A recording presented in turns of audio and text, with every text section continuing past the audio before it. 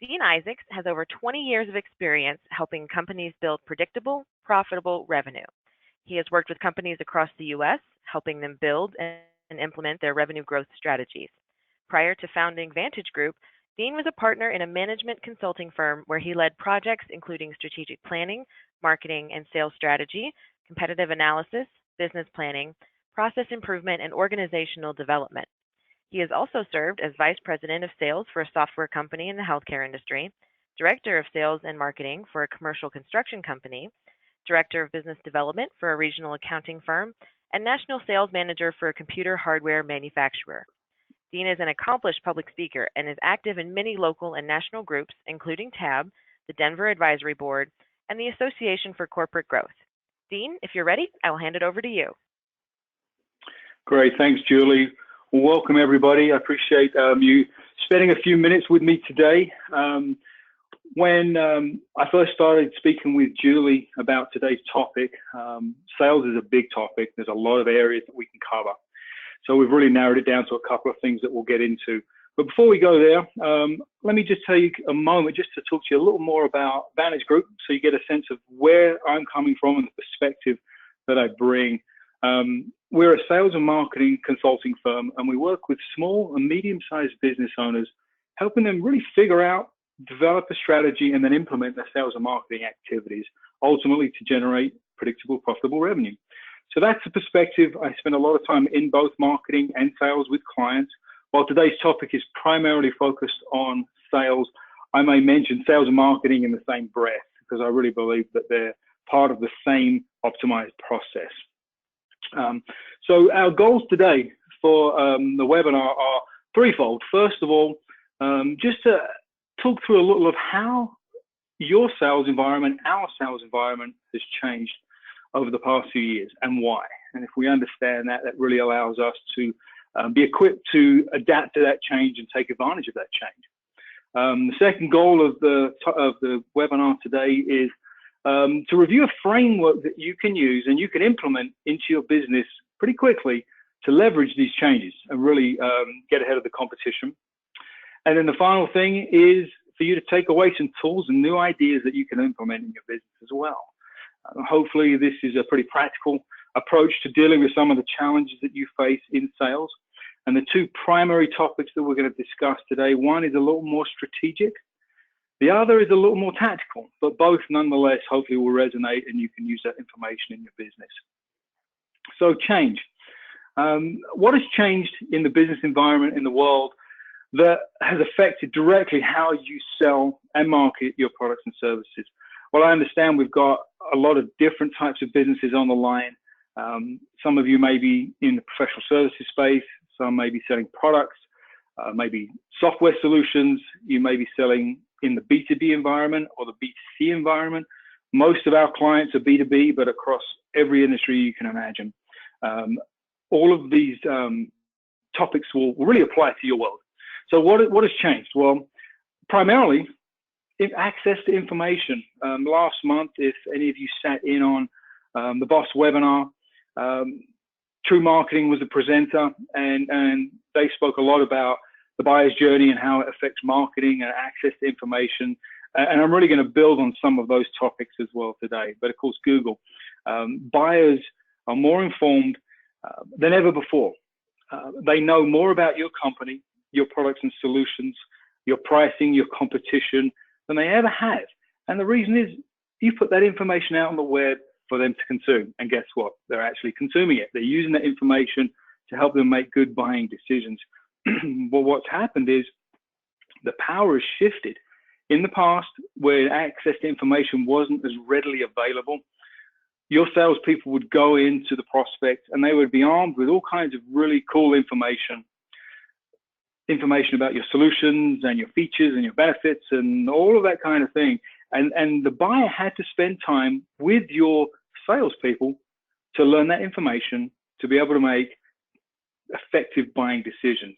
Well, because that information is out there on the web now, the power has shifted back to the buyer. The buyer doesn't need to spend as much time with your salespeople as they may have needed to in the past. Harvard Business Review did a study in the past few years, and one of the things that came out of that study was the statistic around Buyers are about 60% through their decision-making process before they even want to interact directly with your brand or with your company. They're already over halfway through their decision-making process before they interact with you directly. That changes the power, it shifted the balance in this whole sales and marketing environment. So that's one thing that's changed. And there are some ways for you to leverage that and get ahead of that curve and certainly get ahead of the competition. The other thing that's changed dramatically in the last few years are generations in the workforce. We actually have 4, and by some counts, 5 generations that are active in the workforce. We've never had that in the US before. Obviously, we have the boomers, the Xers, and the millennials, the Y generation, but we also have the Z gen, or otherwise known as the I gen or centennials. These are folks that the oldest of that generation are in their early 20s, 22, 23, some that didn't maybe go to college and have been in the workforce for a few years, but those that did go to college, that first graduating class of the Z gen graduated this past summer. So that puts 4 generations in the workforce. And as we all know, Americans are living longer and working longer. And there are actually some of the lost generation, those folks who are in the mid to late 70s, still working too. While they may not be as active, those 4 primary generations, the boomers, the Xers, the Y gen, and the Z gen, are very, very active in the workforce. And one of the reasons that has changed the dynamic is that you've got people in their 60s and perhaps even 70s searching solutions, and maybe your products or services are that potential solution, but you've also got 20-year-olds doing that same type of search. Well, the way those generations and those individuals will go out and find your products and services may be very different. You've got to imagine that a 22-year-old that's been told by the boss, go find us a product or a solution to solve this problem, their approach to finding that solution and interacting with your brand and your salespeople are going to be probably very different to somebody in their 50s or even 60s. So those 4 generations have tendencies that you need to really understand, and also understand how those generations and those individuals all impact the ability for you to market and sell, or from the buyer side, make a decision around buying your products and services. IBM recently did a study, and they were really focused on how do the millennials impact B2B buying and therefore marketing and selling. You know, we've all spent a lot of time over the last decade or so thinking about millennials and how we can recruit them and retain them and train them and keep them motivated in the workplace. And there's been a lot of studies around that. There's been very little study around how the millennials impact sales and marketing, and that's really what IBM focused on. Their study included about 700 individuals that they interviewed. And they really wanted to understand how the millennials influenced and or were responsible for making B2B purchasing decisions that are in the $10,000 or larger range. So pretty substantial purchasing. And what they found was that 80% of all B2B buying decisions were influenced at some level by millennials. That's a huge generation. They're the largest generation in the workforce today, and are continuing to gain status and move up the ranks and be more influential in US business. And we haven't spent enough time thinking about how do we leverage the knowledge that we have of the millennial generation when we think about marketing and specifically selling. One of, I think, the most interesting things that came out of this study was, as you can see, my orange circle at the top there. While the old adage is no buyer wants to talk to a seller, the truth is that isn't the case. And in this particular case, millennials actually like to speak to your sales reps. What a concept. They actually want to speak to salespeople. However, the caveat is at the right time. So millennials like to speak to salespeople when they're in the discovery phase. They're out there looking for solutions. They're learning about potential options. They're in that information gathering phase. They like to speak with salespeople in person, have an authentic personal conversation. You can't do that over text. So it may be counterintuitive to what we have traditionally thought of millennials. The point being is we really have to understand who's influencing each phase of this journey that these potential prospects, buyers go through. The typical sales funnels change dramatically as well. what we've typically seen in the past is marketing creates a lead. It gets thrown over the fence to sales. Sales takes that lead, does their thing, and hopefully we close some deals. And the more we throw at the wall, the more mud we throw at the wall, we hope more will stick. The more leads we put into that sales funnel, we hope that a few will drop out the bottom as buying clients. Well, this traditional sales funnel doesn't work anymore. It's ineffective, it's inefficient, it takes too much time, there's too much money lost in the process. And so my belief is we need to take a fresh look at this sales funnel, this sales process, and really make it aligned with our business objectives, but also our client, our prospects' business objectives. I recently read a statement, and I think it really does a really very good job in communicating what I believe is the way we need to look at this whole effort, this whole sales effort. Don't focus on moving hundreds of leads through each stage of the sales funnel, experiencing maximum attrition at each stage. Take a single lead through an optimized sales process, then repeat that 100 times. Now, that may seem very intuitive, but very few companies that I deal with, we're working with companies of every size and every industry, as I mentioned, very few have taken this approach and really tried to figure out how to optimize the sales process, be more effective, close more deals.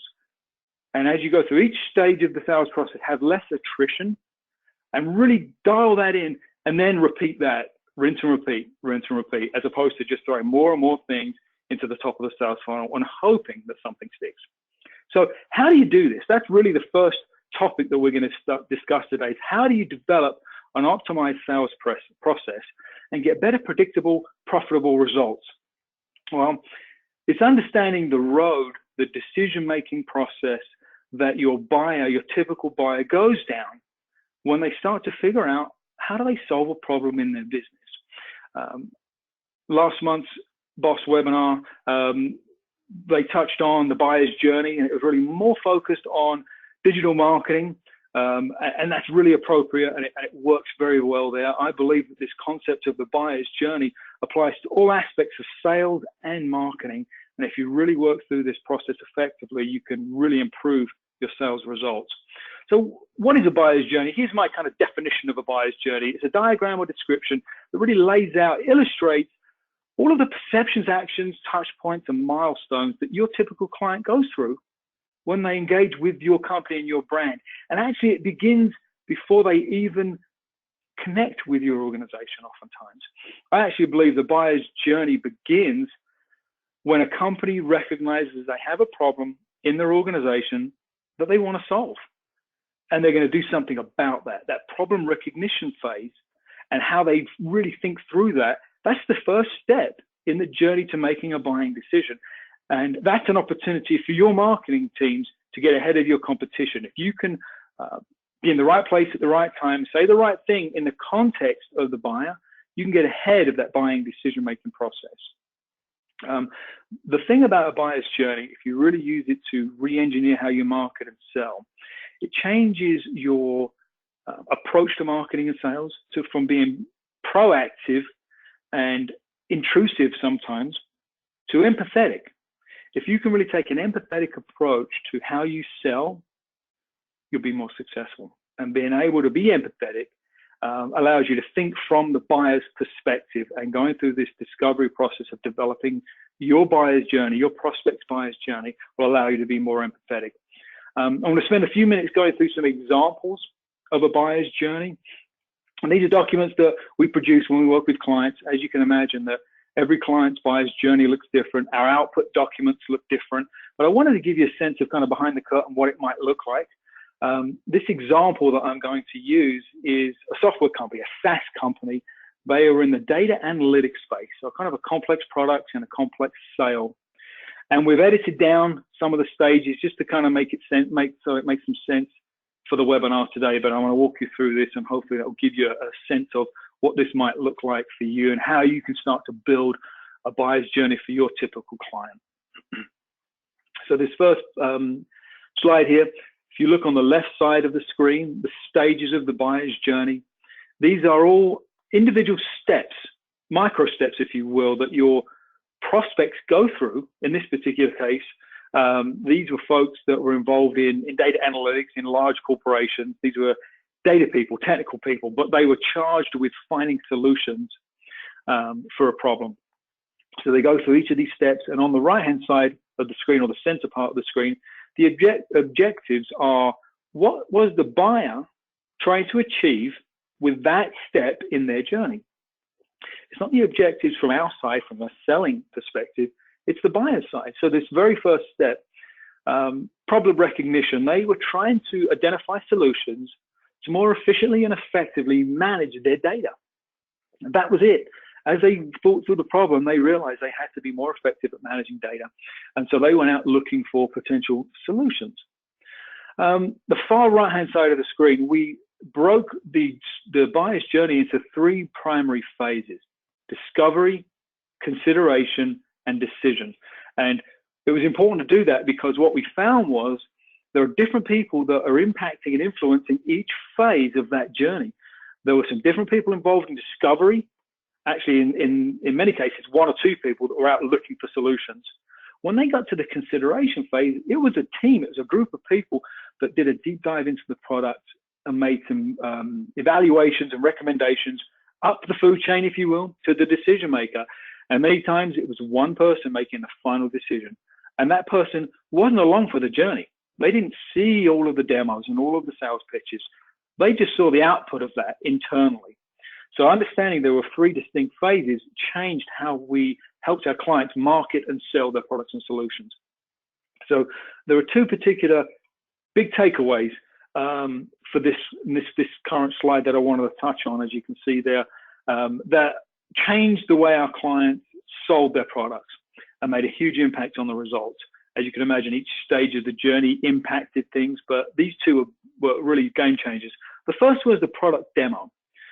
So in the past, they did a deep dive, full bells and whistles demo right off the bat with a new prospect.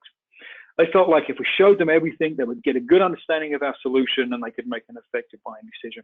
But what we discovered was that the buyer got scared away. It was information overload, too much information too soon.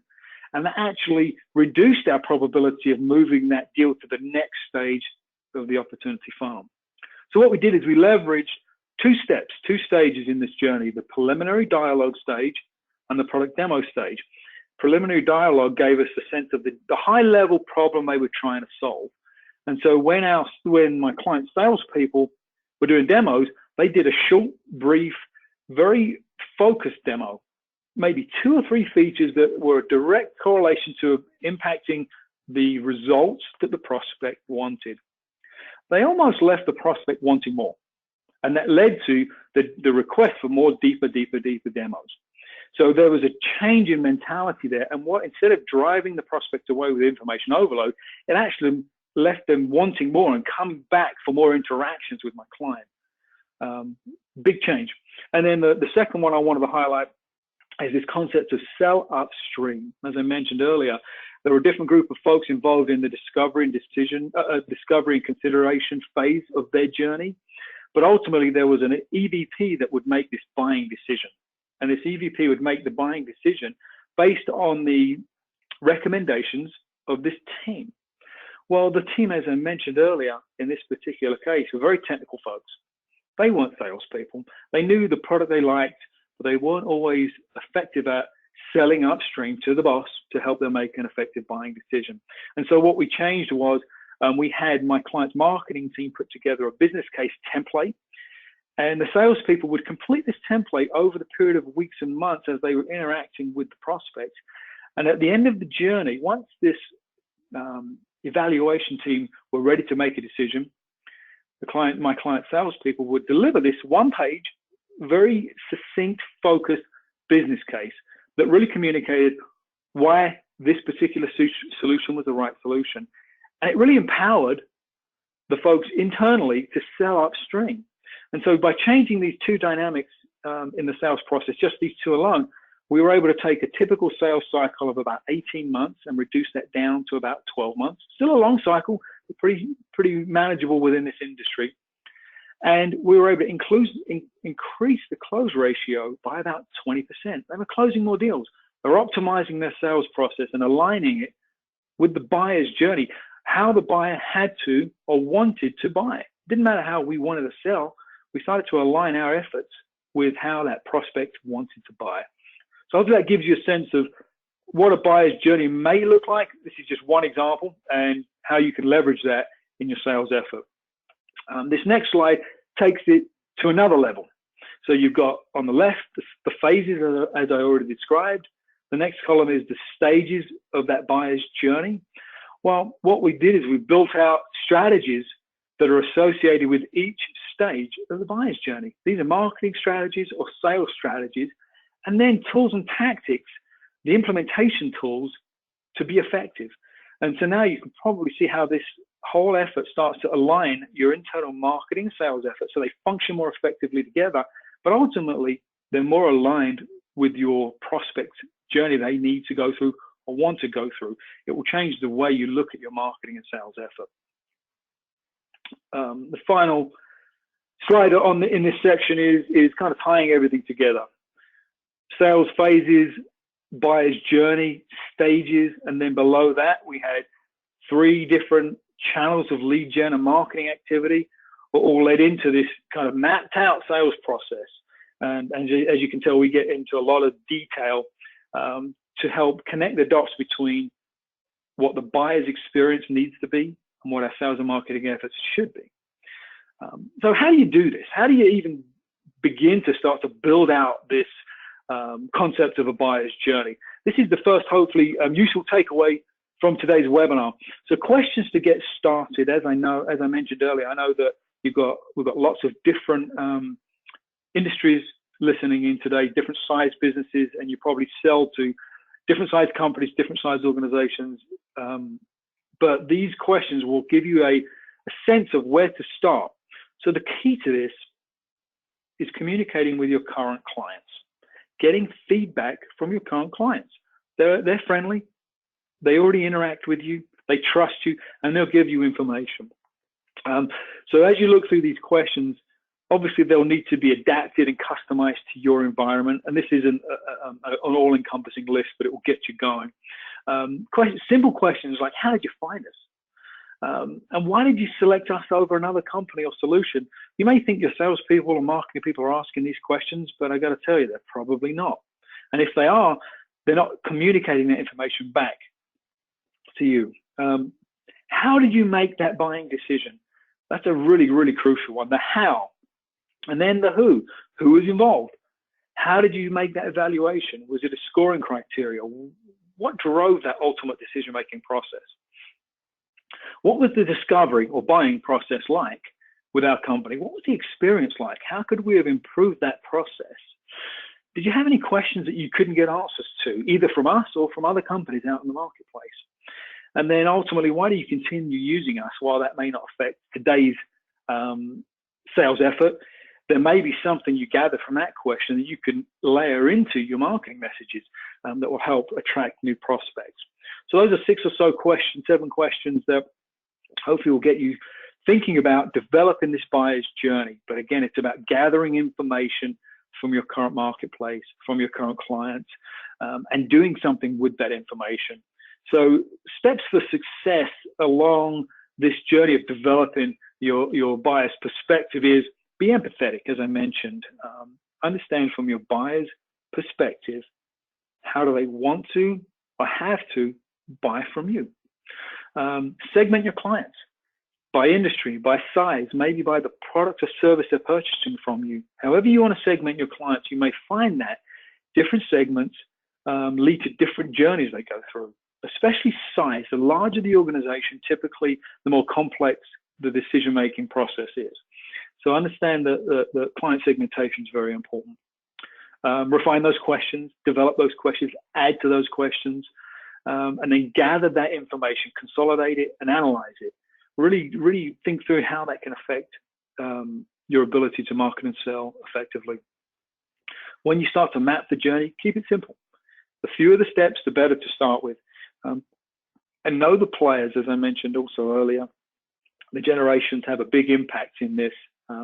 Last month, we talked a little about the buyer personas. While that's very important on the marketing side, is also very important on the sales side of the equation. As I said, maybe you've got a 22, 23-year-old involved in one phase of the buyer's journey, and you've got somebody that's of a different generation, a different perspective, at a different phase of the buyer's journey. Each of these folks have an impact on how you might communicate and market and sell your products and services. Identify opportunities for alignment. Alignment internally between your products, your marketing and sales teams, maybe your product development team, maybe your service delivery team, and your buyers. That alignment is critical. And then obviously execute, do something different, and measure the success, measure the changes, and iterate from there. So that's the first topic I wanted to cover today, the concept of the buyer's journey, get a little deeper into how that might look and how you may start to build out your buyer's journey. The second topic we're going to cover today is more tactical, more sales focused, and it's all about differentiating using a different approach to sales. This does tag a little off of the challenger mentality with sales. You may have heard of the challenger approach, but it seems very simple on the surface. But again, I've sat in on many sales calls, gone out on many sales calls with salespeople, and very few are doing this. This is the 1% of sales, the most successful salespeople use this approach. We know that competition is greater than ever before.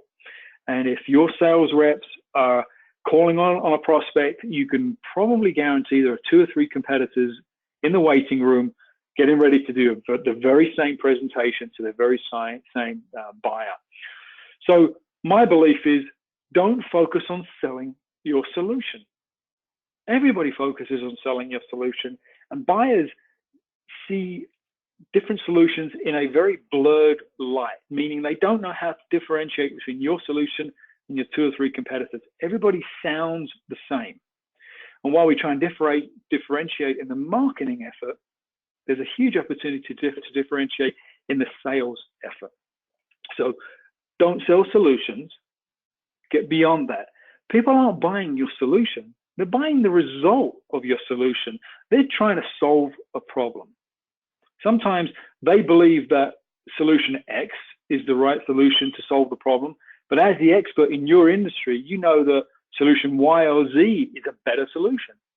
So don't take the problem that's stated by your prospect as the real problem. You've got to dig deeper, and you've got to get to the point where you have identified the hidden goals, the outcomes, the objectives, not so much the solution. If you can get to that deeper level and really understand the hidden goals and objectives, it may change the solution you suggest, which immediately differentiates you from the competition, because they're all just following the same stream, the same path, and reacting to the stated problem from the prospect. So the goal really in sales is not to sell a solution, it's to help identify a problem in terms of the goal, the outcome that this prospect is trying to achieve. And I'll give you a quick example. I got a call fairly recently from a prospect, and the whole conversation, the whole need was around a crash course in cold calling. So as I got to thinking about cold calling, I was thinking, all right, is this prospecting? They need help with prospecting or lead generation or opportunity generation. Cold calling is about creating more need, more deals in the funnel. And so that's kind of where my mentality was. But when I started to dig a little deeper, I really found out their goal wasn't to improve the cold calling at all. That was irrelevant. They needed to convert more of their leads into paying clients. They had plenty of people coming through the door, calling them, emailing them. They had inbound leads. They felt like they needed to focus there. But when they really thought this process through, it wasn't about cold calling. It was about converting leads into paying clients. They needed help with sales process, sales effectiveness. And so my proposal back to that particular prospect was all about improving their sales team's skill set, process, outcomes. And it had nothing to do with cold calling. Well, I found out later that I had a competitor looking at the same prospect, looking at the same opportunity, and they proposed a sales training course focused on one thing: Cold calling. Well, I was able to educate this particular client, as they ended up being, as we went through the sales process, help them understand their hidden need, that goal, that outcome they were focused on was about conversion, lead sales, sales process and outcomes, and not cold calling. So when they got this other proposal from my competitor, they basically ignored it because they realized we don't need cold calling. So it changes the dynamic. Again, it's an empathetic approach to understanding the outcomes and focusing on that prospect's outcomes, because it will change how you approach the solutions you offer and the relationships that you build. You'll become a trusted advisor in the sales effort versus just another salesperson just trying to push their stuff. Dynamic change in approach. And again, you may think that you and or your salespeople are taking this approach, but I'm here to tell you that 1% of salespeople do this effectively. And those are the people that close most of the deals. So what are the questions that you can ask in the discovery phase of your sales effort to really get to that hidden objective? You've probably seen many of these questions before, but once again, it's one thing to read them on the screen. It's a whole other thing to adapt them to your environment and use them on a consistent basis. So understanding, what are you hoping to accomplish with this, whatever this may be? What have you done in the past and how did that work? Why do you think you didn't get the results expected? Many times you're maybe the second or third solution provider coming in to try and address this same problem. That can be a challenge, right? Because the prospect is already a little bit jaded. Well, we've already tried this before. We've already tried that before. If you already understand those things going in, it can change how you approach your presentation. I have a very open-ended question like, how can we help? Sometimes that changes the dynamic of the conversation. Again, focus on outcomes. How will you know you're successful? If we do these things, how will you measure the success of this process? How will it help you as an individual and your business? So remembering that businesses don't buy products and services, individuals do, people buy. Knowing how a good purchasing decision and great outcomes affect that individual and the company can give you inside information. What are you hoping to achieve by X? And what is the impact of doing nothing? That's an option. That is a decision they can make if they decide to do nothing, or if they don't achieve the outcome they want. That gives you a sense of where the pain points may be, where the risk is, and where you can really stay focused in helping that client achieve their goals.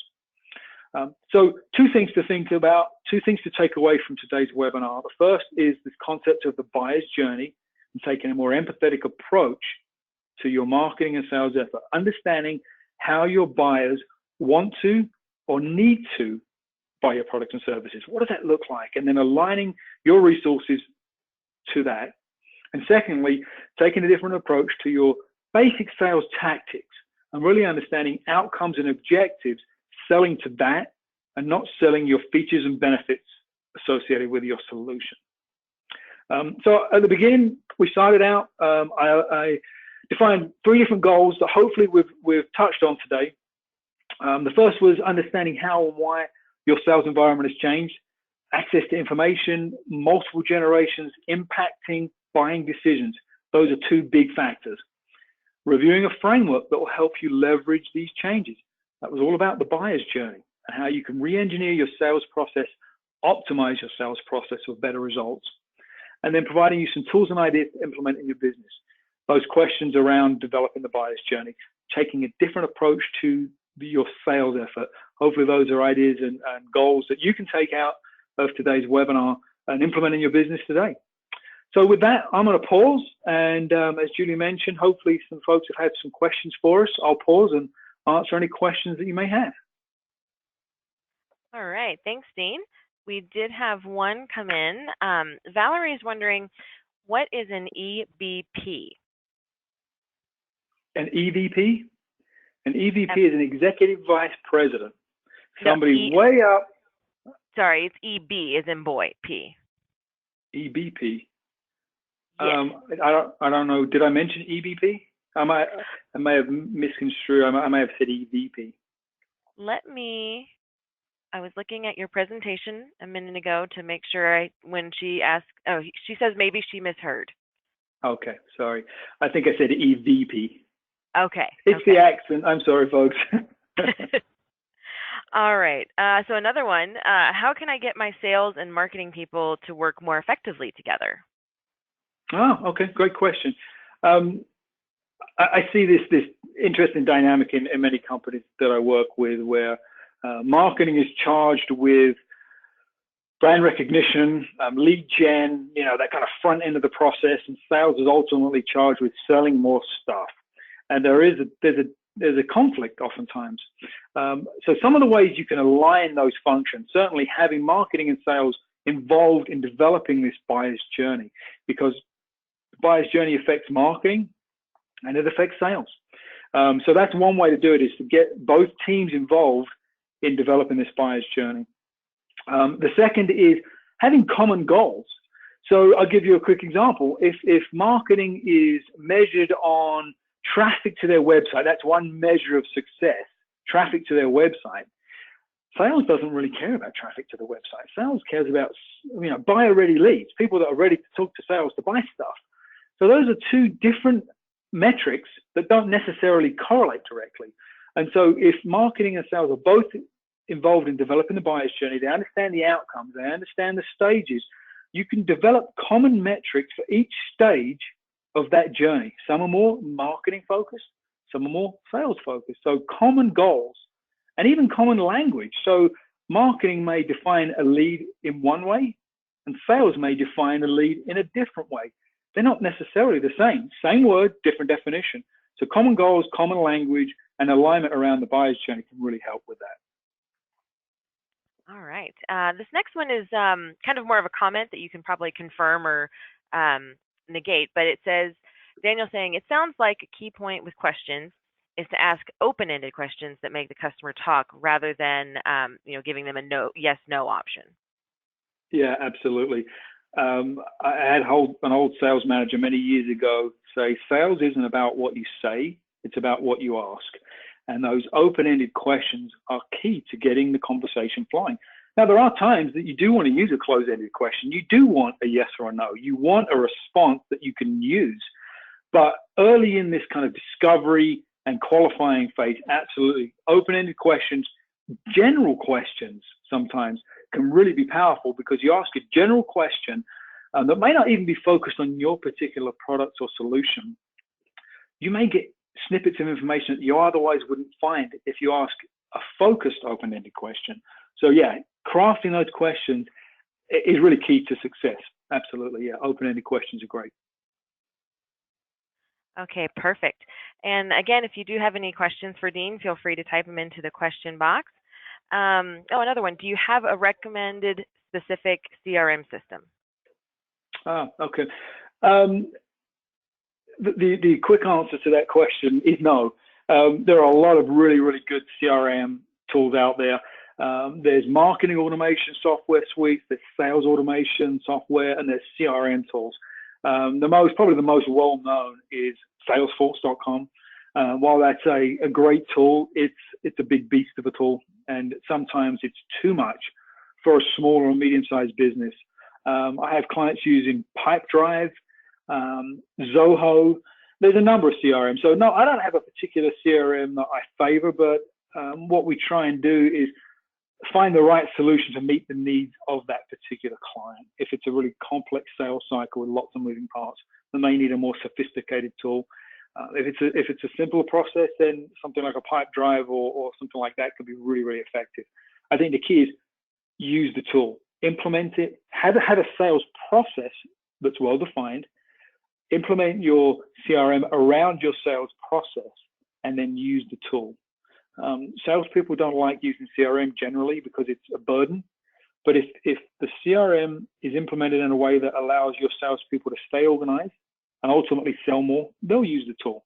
So don't ask them to put data in a system that you'll never report on, you never look at, you never question or analyze. So keep it simple when it comes to CRM. All right, we have another one come in. Richard's asking, what is the best way to get that appointment from a millennial? You said they prefer that personal contact. Yeah, absolutely. So millennials are big believers in recommendations, referrals, testimonials. They go to their network, and usually it's an online network, to get recommendations of particular solution providers. And so by being well recognized in your industry, that will increase the likelihood of you getting that inbound inquiry from a millennial. The other thing that millennials really like, while they're digital natives, when they're doing that discovery, as I mentioned, they like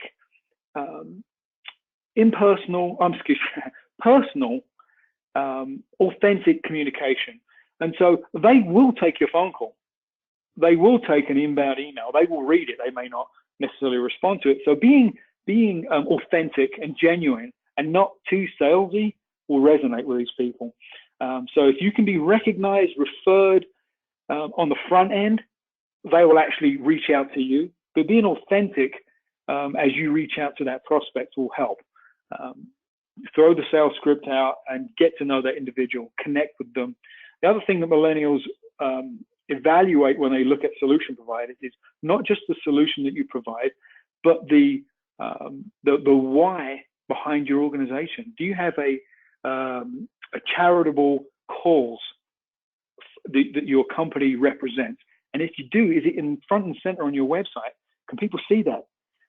Is there a purpose behind your organization? Millennials gravitate towards companies with a deeper or wider purpose than just providing that product or solution. It's another way to connect with a millennial. They don't just look at your deliverable, they look at the why behind your organization. So make sure that's included in your marketing messages, on your social media channels.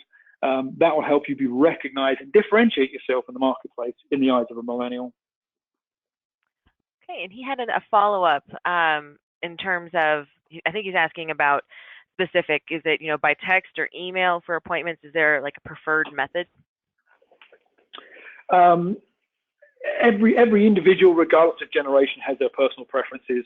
What I've seen that's most successful early, as you're starting to establish a relationship,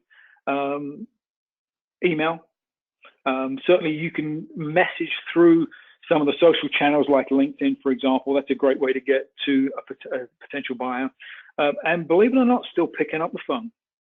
While very few people actually answer the phone, most people do listen to the voicemail, and then they can decide how they want to react.